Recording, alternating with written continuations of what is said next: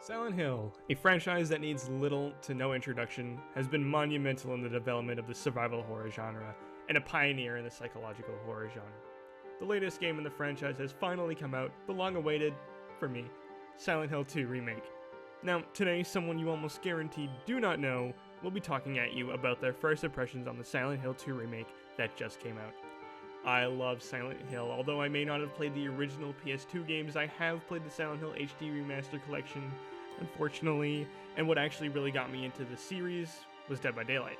I know, surprising. Some might say I'm a fake fan or whatever, but I don't really care. I love this game series and really enjoyed my time with the HD Remaster Collection, even with all of its flaws and lack of original voice acting for Silent Hill 3. Anyways, I have been beyond hyped for Silent Hill 2 Remake since it was announced with a teaser all the way back in 2022. I have not been as excited for a game for a long time. I mean, I guess I was excited for Cyberpunk, but only really because it seemed like it would be a good game, considering all the, marketing and everything that went on before the game came out. Nor was I really invested in the series like with any CD Projekt Red's previous games like The Witcher or whatever other games they have. I've got no clue. Anyways, now that Silent Hill 2 is finally here, I would love to share my thoughts with you on the first couple hours of my playthrough, and let me tell you, this game is something else. It is so much more than I could have ever imagined, and I feel like I'm on cloud 9 with how good this game is. Obviously, though, I am willing to admit that this is a short review, and it will be coming with a sort of bias, as I was already kind of praying since, the reveal that the game was going to be certified heat. Even still, I am quite new to these kinds of videos and will be doing my best to articulate my thoughts on the game and express my feelings on it as accurately as possible. I'm Neb, and I'm very excited to talk about this game to you for as long as this video goes on. However, I do highly recommend you play this game for yourself and see how truly horrifying it can be. This game is genuinely terrifying, and I love it.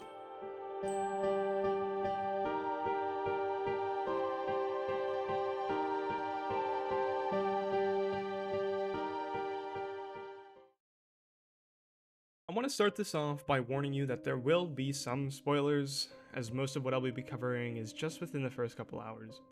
The game already has quite a few differences from the original game. I am pleasantly surprised with these changes and think they're a really good addition to the game. Like when you're going through the ranch and are approaching this big red gate, you need to go into this little auto shop next to it, get the key, and unlock the gate in order to proceed. I think small changes like this are going to make the game a much more unique experience than what just a simple remake would. It definitely helps the game when trying to differentiate itself from the original. If it were just a one-to-one remake of the original Silent Hill 2, I don't think it would be necessarily a bad thing, but it ended up making the whole experience with the game's story beats, puzzles, and such a little too familiar for those who have already played the originals. And I feel this was very important. If everything were the same with just updated graphics, I don't think I would feel as strongly with the game as I do currently. Speaking of graphics, oh my god, this game is absolutely gorgeous. Unfortunately, my computer does not have the best or most recent graphics card and CPU available, but I am playing this on an RTX 3060 with a 12th Gen i7 core, so I can still play the game with ray tracing and the graphics settings relatively higher than what the minimum specs are set to on the game store. Even though there are stutters here and there, it still runs well, and in a game like this, not consistently having 60 frames isn't that big of a deal for me, even though I do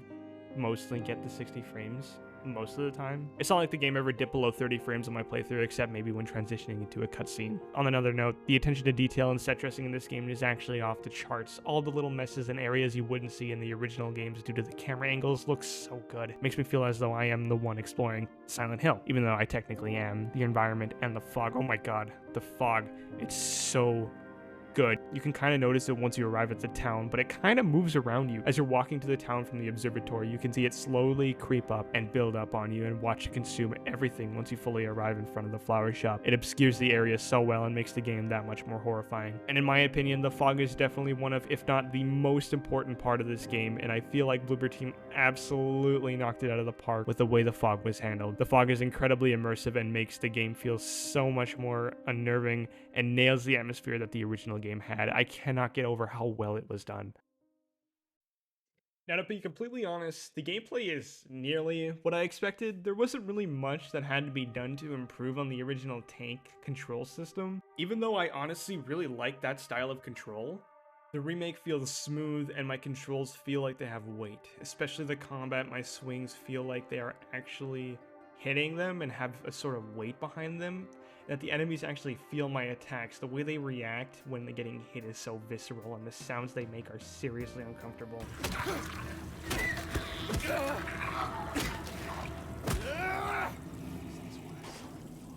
Combat is handled really well, and the updated dodging is really well done. I've seen some talk online that people were getting upset because James can dodge. That's just dumb as hell, because obviously any guy in this sort of situation is going to be able to dodge in the simple way James does here in the game. You don't need to be some zombie killing machine like Jill in Resident Evil 3 in order to know how to dodge. In this game, it feels natural and a necessary step up from the, I guess if you want to call it dodging or simply backstepping in the original Silent Hill 2. It handles well and doesn't feel clunky in the slightest, and I really enjoy the combat in this game. And like most survival horror games, there are attacks that enemies can do that will lock you into a button mashing sequence where an enemy grabs you and you have to push them off, that sort of thing. This change in enemy behavior from how enemies would act in the original really helps differentiate the enemy types. Even though I haven't encountered too many of them, the mannequin and the lying figure didn't feel too different from each other in the original. The only difference is that the lying figure has a ranged attack and the mannequin will sometimes stop moving to catch you off guard and react to your flashlight. In the remake, the mannequins will move wildly during combat trying to dodge your attacks, and you have a relatively small window of time to react when they get knocked down, as they can sometimes get up really fast in a way that feels natural for a monster with 4 legs. It will often try to lunge at the player and smother them as an attack, which can do a lot of damage if you don't start button mashing fast enough. Other than combat, there is a new way to interact with the environment that honestly feels so unique and fun. Something that you couldn't do in the original is just walk around smashing windows with your nail board. And believe me, I took a lot of time to smash nearly every window I came across.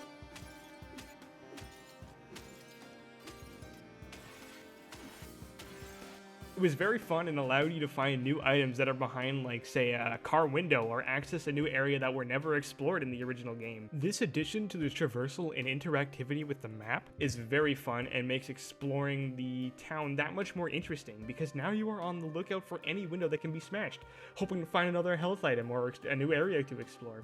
The coffee shop and this little apartment building were not accessible in the original game, and I think these areas were really well done and implemented perfectly into the remake. Bloober Team made the controls and gameplay feel very smooth and easy to control. The whole game, like, just playing it feels so good, and it was very well done.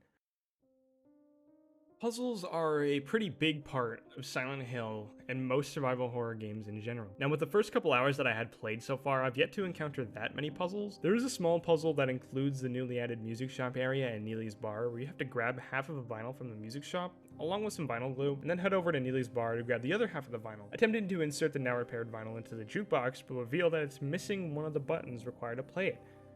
Looking around the building, you will see a note sitting on the bar that mentions some guy who went crazy, smashing things and destroying the jukebox, and also which apartment he lives in. Heading over to the apartment building will require you to navigate through these apartments, eventually making your way to apartment number 9, where there's some black substance all over the floor and the doors, and an unnerving hole in the wall in the room adjacent to it. Inserting James' hand into this creepy-ass hole will reveal the button on the jukebox you needed in this hole for reasons unknown. The puzzles and solutions in this franchise are always quite obscure and err on the side of bizarre, and I'm all here for it. I can't wait to see what more this game has in store in terms of puzzles and how they compare to the original game. In the original, this whole sequence is not present, and it really changes up how you acquire the Blue Creek Apartments key. Now, I will admit I do have a bit of an issue with this sort of puzzle design, because it's mostly just go here, grab this, bring it to this place, and then go to a different place, grab a different thing that you need for this thing, and then come back and then put it all together. I mean, it's not necessarily the most intuitive puzzle, I guess. Like, you see a lot of these sorts of things in Resident Evil, but I mean, it's not the worst thing in the world. I mean, this game needs sort of smaller puzzles like that, because in the original, the puzzles were just random and odd, and figuring them out took a lot of effort. The last bit I want to cover before wrapping things up is the sound design, music, and the voice acting. Starting with the voice acting, it's damn near flawless. Luke Roberts plays James amazingly well, almost better than the original. James sounds really good, even though there honestly aren't that many lines in the first few hours that I've played. The grunts and yells he does when in combat feel real. It sounds like James is fighting for his life. Even though he states he doesn't really care if it's dangerous or not, he definitely takes not dying as seriously as possible. The performance given by Luke is so much better than I thought it would be, and was honestly one of my main concerns with the remake, given how horrible the HD remaster voice acting was. In my restless dreams, I see that town. Silent Hill. You promised you'd take me there again someday. but you never did. Well, I'm alone there now, in our special place, waiting for you. I got a letter. The name on the envelope said Mary, my wife's name. It's ridiculous. Couldn't possibly be true. That's what I keep telling myself. Gianna Kiel, I think that's how you pronounce it, I'm not entirely sure, as Angela also performs quite well, but as of writing this, I haven't heard her talk very much quite yet. Other than a few lines in the graveyard, I feel like she does the original Angela justice. Excuse me. I'm sorry. I was just... Hey, it's okay. I didn't mean to scare you. I'm kind of lost. Lost? Yeah, I'm looking for Silent Hill. Is this the right way? Yeah. It's hard to see with this fog, but there's only the one road. You can't miss it.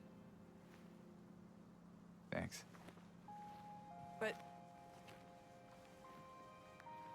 I think you should stay away. This town, there's something wrong with it.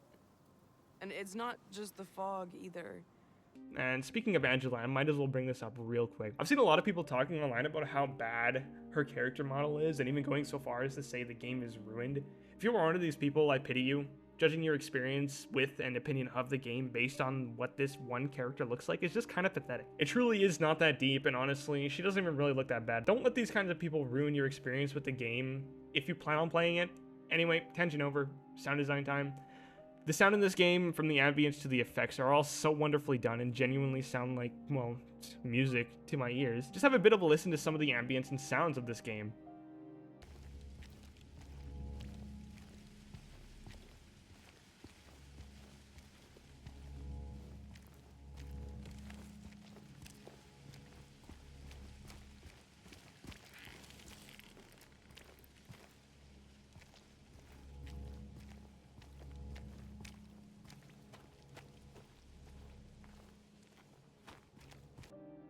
Other than actually showing you, I don't have too much to say about the sound design. I think it's just honestly amazing. It's super well done. I do have to say I am absolutely thrilled that Akira Yamaoka, the GOAT himself, came back to do the soundtrack for the remake, and it is just so good.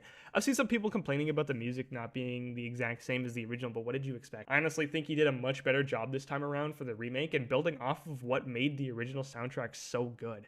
Just have a listen to some of these new tracks.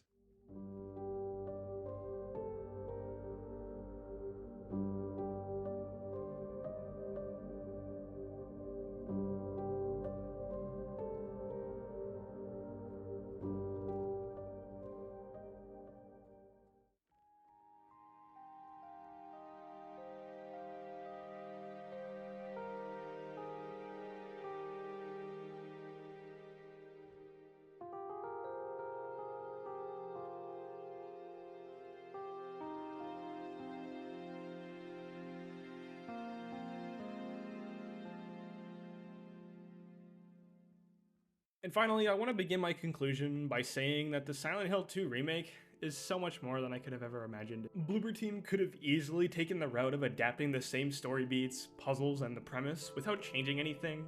What we got instead was Bloober going above and beyond to prove to us that they truly can make a great game and honor the legacy of the original Silent Hill 2 on the PS2. I already love this game with all of my heart and plan on making another video eventually to take a deeper dive into the ins and outs of the game and cover everything I can in a full analysis. If you enjoyed this video and end up taking a look into my previous upload history, you'll notice content that is very different from this sort of video. I will be moving into game analysis, opinions, and these sorts of videos from now on. I do work 2 jobs at the moment and will be trying my best to finish these video games and get an analysis or impression video like this out as fast as possible, but I cannot guarantee it'll take less than a few weeks to complete a longer analysis kind of video that I want to make. With that being said, I hope you enjoyed my spooky little game video and wish you the best.